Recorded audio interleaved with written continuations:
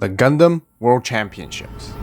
The biggest tournament where all the best players around the world gather for one single goal, and that is to become the first and best player ever in the Gundam card game. The game has only been out for a couple months, and this year's competitive season has already started. In order to play at the World Championship level, you will need an invite, and that starts all from level 1, which is offline regionals. First, you need to finish top 16 to get your invite to level 2, which are the regional championships, also known as nationals. For the year 2025 to 2026, it will be held in the Bandai Card Game Fest, Las Vegas. And within that tournament, you probably need to finish at least top 3 in order to get your invite to the World Grand Finals, which will be held in Japan to face all against top players around the world. And then only one will be granted the title World Champion. So to begin my competitive Gundam journey, this is where it all started. The first ever Gundam Regionals at Bandai Card Fest, Dallas.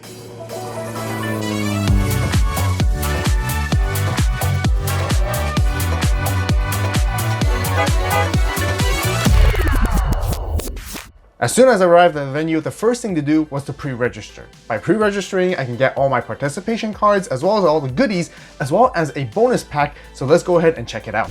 Okay, so let's take a look at the bag of goodies we got this year.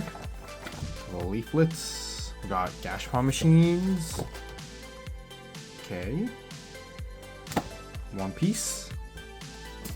Nice. There was the packs.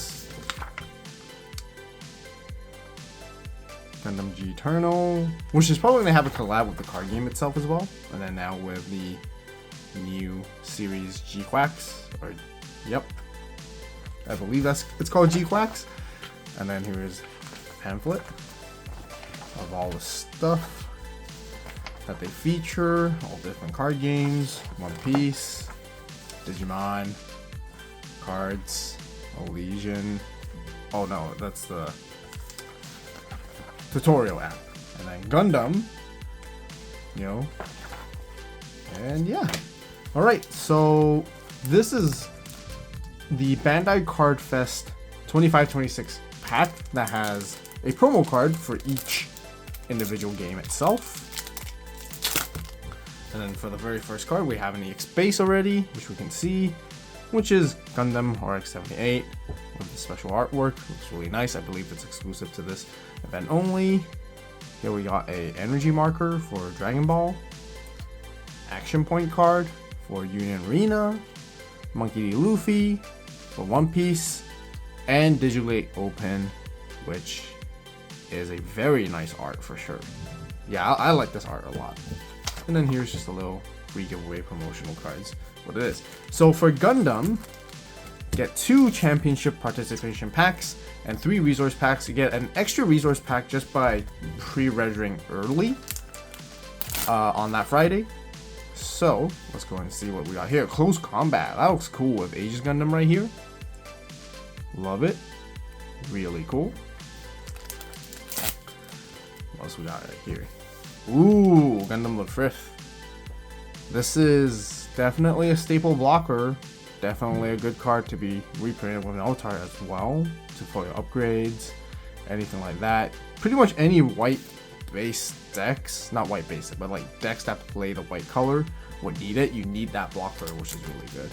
Okay, resource pack 1, which is a foil resource where we got full frontal right here. I believe it's full frontal. Should be right. Yeah. Oh wow, these look really good. Okay, excited to see what else we got right here. Okay, we got this one, which is the Soletta resource. I feel like I've seen this one before. I feel like we get it somehow from other events as well. Okay, so let's see, for the last pack we can pull something cool, something different at least. Oh, and then we have the Machu resource. Okay, that's nice. We got to see like 3 different kinds right here. Can't complain.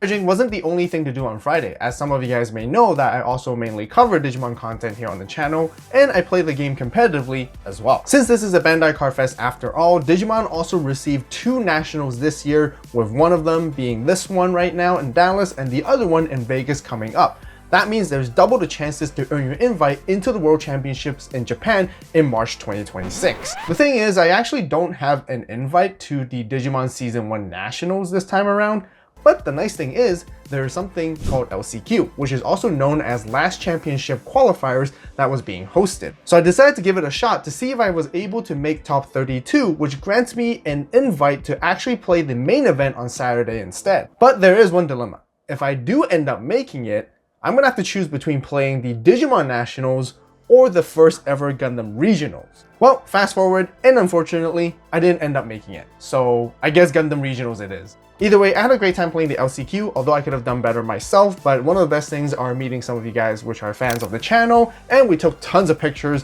which is incredibly nice. It was fantastic as I also got to catch up with some of my friends, and it's just always really nice to be part of this incredibly wholesome and friendly community. So if you're here mainly to watch my Gundam card game videos, consider getting into Digimon as well because the game is a lot of fun. But now it is time to lock in and give my full focus and attention as the rest of this video will be all about the Gundam Regionals. To begin, I want to talk about which deck I end up choosing to go with for this event. We're only in the very first set of Gundam with GDO1 and there's already so many different viable decks to choose from. But the color that I'm most comfortable with is blue and white with unicorn blockers, or also known as unicorn tempo. I really like the balanced playstyle, offering many different tools for offense and defense. It has really good draw power with access to both overflowing affection and show of resolve. I tried many different versions, such as having Gundam RX-78 with Amuro as a package, which is a very powerful combo to remove anything while giving your entire board AP buffs. I also tried playing the Demi Garrison as a low-cost unit, which gives me a little bit more aggression in early to make out attacks. But through playtesting, I found it fairly difficult to deal with aggro-based decks when I don't see any of my blocker cards that can slow their tempo down. So in the end, I decided to go with Zwards as my early game blockers and focus on the Sword Strike package with Mula Flaga instead alongside with Kira. The reason behind that is that you can remove two bodies at once by swinging over a rested unit and bouncing the other, whereas Gundam RX-78 and Amuro can only get rid of one unit. Overall, I feel very comfortable with this build as I playtested a lot with it. I like how it can control the board. It has decent matchups against most other decks except for one, which is Wing Zero, because it feels like I'm always slowly just waiting to die as they keep attacking me with high maneuver, breaching my security, and there's just yeah, it just feels like there's nothing I can really do at times. But unless if I'm really lucky enough that I can rush them down before they get there. Either way, at this point, I'm just gonna go with whatever I have. If you want to learn more in-depth strategies when it comes to building and as well as how to play with combos for the Unicorn deck profile, I already made a video for it which I posted on the channel, which you can check it out right here. Other than that, I always like to go for a little bit of some playtesting sessions the day before just to make sure I'm warmed up and also in the right mindset and geared up ready to go for the next day.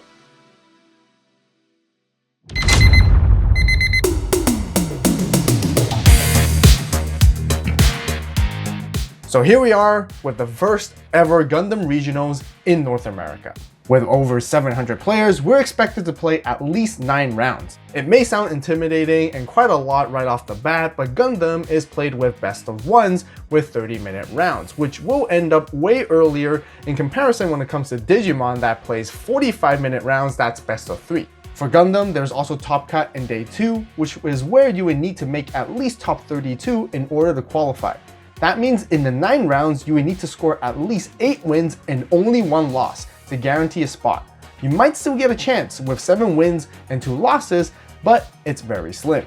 In day 2, it will be a single elimination format, and in order to get your invite to Nationals, you would need to finish top 16, meaning you have to at least win your very first round. Honestly, now thinking about it, it seems pretty difficult. And with that, round 1 began, and guess what my first matchup is?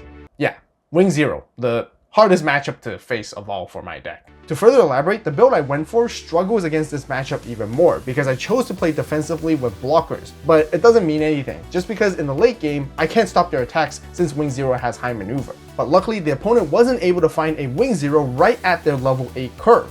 And this allowed me to maintain momentum throughout the game and attack into their shields as quickly as possible. I also made sure not to overcommit my board with low level units that Wing Zero can deal damage to, and make sure that they can only really take down one thing at a time if they ever decide to drop it. And like I said, you want to find as many opportunities as you can to rush them down and attack into their shields and bases in this matchup, and by doing so, eventually I was able to win. I gotta say, I was definitely amped up as we enter into round 2 that I faced another blue-white deck, but with a bit of a twist because they mainly focus with the top end with Gundam Aerial rebuild. The idea of that is to use as effects to cycle back command cards such as Overflowing Affection and Show of Resolve so that they can constantly draw in the later game stages so they don't run out in terms of hand advantage. But that didn't even matter in the course of the game because the opponent was able to link multiple times, first with a Strike and Kira, follow up by a AO Strike and Kira once again, and then a RX-78 with Amuro in the following turn. With 3 link combos back to back to back, there is just nothing I can do as the opponent just out-tempoed me entirely, winning the game, and I lost in the end. Round 3, I faced against another Unicorn blue-white matchup, which focuses more on the aggressive playstyle, which I noticed them playing the 1-cost units with 2/2 stats. I felt confident in this matchup as long as I can find my blockers to stop their early aggression, and then I can continue to trade against them with value in the mid and late game stages. Sadly, I was only able to establish 1 blocker throughout the entire course of the game, and then the opponent took advantage as they continuously gathered more momentum, bouncing them back, also taking down my units at the same time, which I end up losing as well. Round 4, I faced against Kshatriya, Cyber New type, which is the red-blue ping deck, and generally I feel this matchup is fairly even. If I'm able to find Sword Strike and bounce their units early, I can then follow up with AO Strike for blockers to maintain momentum, and then I can finish them off slowly bit by bit. The opponent used RX-78 early, which also had Kshatriya Link, to deal enough damage across my entire board, removing my units and getting a lot of valuable trades on their end. At the same time, they deployed as many low-cost units as possible where I wasn't able to answer all of them. At that point, they were able to rush me down in the mid-game stages and I wasn't able to stabilize. And I end up losing, which I find it really rough right now because I only have 1 win and 3 losses in a row. Round 5, I faced against Xeon Rush, which was playing both red and green, and I felt very confident in this particular matchup because I geared my whole build towards on defensive blockers to stop them from rushing. And the opponent was able to take down a lot of my shields early stages, putting me down to 0, but eventually I was able to stabilize and clear out all of their board and force them to play off top deck. This is where the most important decisions come in. I have a choice to attack into their shield and bases, but I didn't want to go overly aggressive because I didn't want to end up checking into a Char so that they'll add it to their hand and all they have to do is top deck any card that they can link together with that pilot to go for high maneuver where my blockers are completely negated off of that. But in the end, the opponent was still able to top deck a Char and find a link unit together and go for the high maneuver play, which I end up losing. In hindsight, I definitely should have just played more aggressive, especially when the opponent has no units on the board, and I could have even attacked with my blockers so that I could have closed the games a little earlier. And currently after round 5 with a score of 1-4, there is absolutely 0 chance I'll make it to day 2 no matter what. And these are one of the moments where I feel like most players would have dropped from the entire event and move on with their day, such as playing side events instead, but I'm determined to continue to learn and I want to take this opportunity to play as much as possible so I continued to see it through until the end.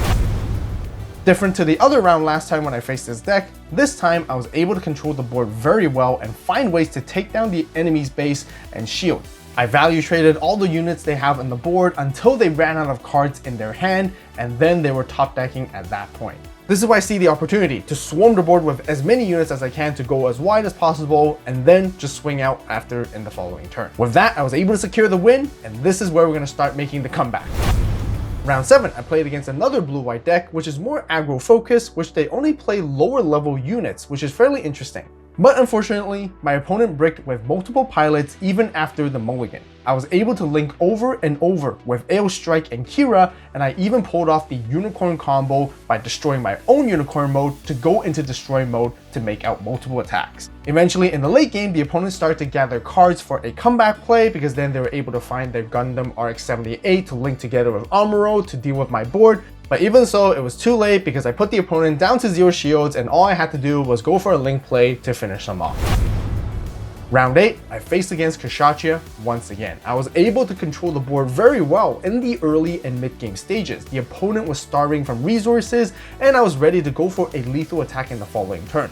But then I made a huge mistake. I ended up attacking into their shields with my own blockers, feeling that I was confident. But that actually checked into a Merida Cruise, which then they top decked into a Show of Resolve, drew 2 cards, and found Unicorn Banshee. Of course, the opponent's gonna link those two cards together, and then it can make double attacks with First Strike, which they're able to clear off my 2 remaining shields and finish the game off with a regular unit on the side. The thing is, I did not have to attack with that blocker whatsoever. I could have waited one more turn since I had lethal anyways in the following.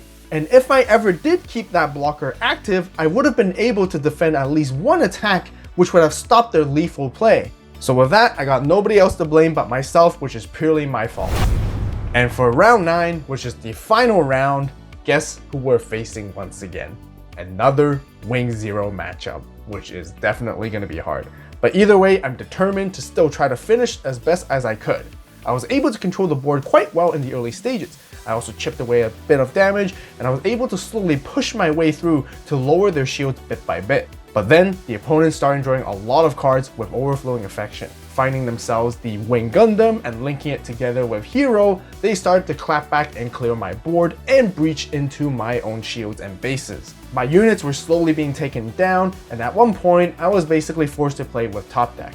I tried to recoup my board advantage one card at a time by playing out my units, but the opponent was always able to deal with it just because they can swing over my active units with Wing Gundam from the starter deck. And eventually they found Wing Zero and dropped it where there's nothing I could do, which I end up losing my final round.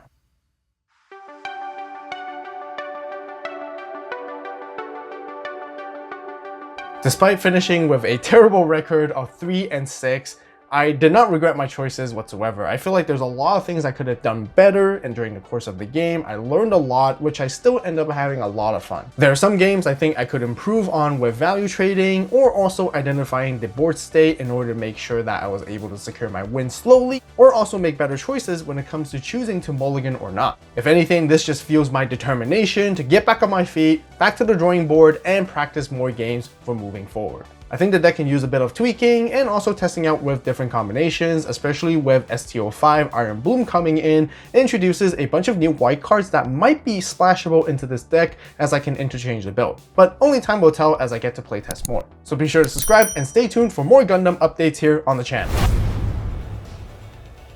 Even though the main event run was over, there's still the second day to play side events instead. This time I went back to playing Digimon because unfortunately I wasn't able to sign up to any Gundam side events. There was a prize wall where you can redeem different tournament goodies, and by playing any side events you get to earn points and tickets like this one. The more games you win, the more points you get, and that means you can redeem higher valuable prizes off the prize wall. So I ended up getting a bunch of these new Time Stranger promo packs, which was intended to promote the new Digimon game. So here we got the Time Stranger promo pack, which comes with, I believe, yeah, just 1 card per pack. So let's see what we got inside here. Canon Yuki, and of course a little thing that kind of promotes the game. So hope some of you guys have a chance to try it out. We got Dan Yuki here as well, nicely foiled. No textures though, just a simple flat foil. That's all we got. Gomamon, believe it's one of the starters that you get.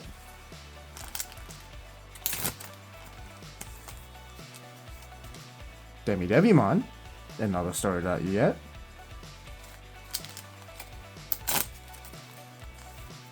And another Canon Yuki. That wraps up with my experience with the first ever offline Gundam regionals. I feel like there's still a lot to learn for myself and improve as a player, and with GDO2 Dual Impact coming real soon, I just can't wait to build all these new decks and excited to upgrade my current ones. Even though I was nowhere near getting my invite this time around, there are still many other opportunities, because next stop, I will be heading to my second Gundam regional at Gatineau, Canada with a twist, so stay tuned.